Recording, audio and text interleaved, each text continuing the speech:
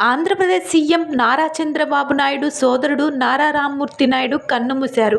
గత కొన్ని రోజులుగా అనారోగ్యంతో బాధపడుతున్న ఆయన శనివారం తుదిశ్వాస విడిచారు. దీంతో నారా నందమూరి కుటుంబ సభ్యులు, అభిమానులు, టీడీపీ శ్రేణులు విషాదంలో మునిగిపోయారు. హైదరాబాద్ గచ్చిబౌలి ఏఐజీ ఆసుపత్రిలో చికిత్స పొందుతున్న ఆయన శనివారం రోజు తుదిశ్వాస విడిచారు.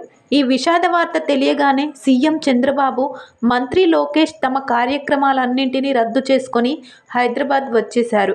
రామ్మూర్తి నాయుడికి నివాళులు అర్పించారు.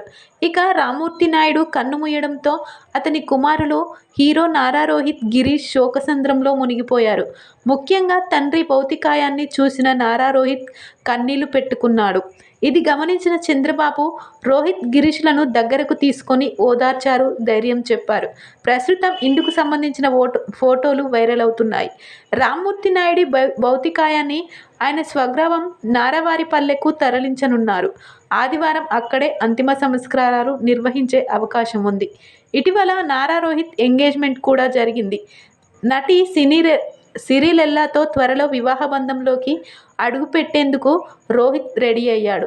ఇలాంటి సమయంలో అతని ఇంట విషాద ఛాయలు అలుముకున్నాయి. ప్రస్తుతం ఇందుకు సంబంధించిన విషయాలు కాస్త ఎంతో వైరల్ అవుతున్నాయి. తమ్ముడి భౌతికాయాన్ని చూసి చంద్రబాబు కన్నీరు ఆపుకోలేకపోయాడు. చివరిసారిగా తమ్మునికి నివాళులర్పిస్తూ చంద్రబాబు కన్నీటి పర్వంతమయ్యాడు. ప్రస్తుతం ఇందుకు సంబంధించిన విషయాలు కాస్త ఎంతో వైరల్గా మారుతున్నాయి.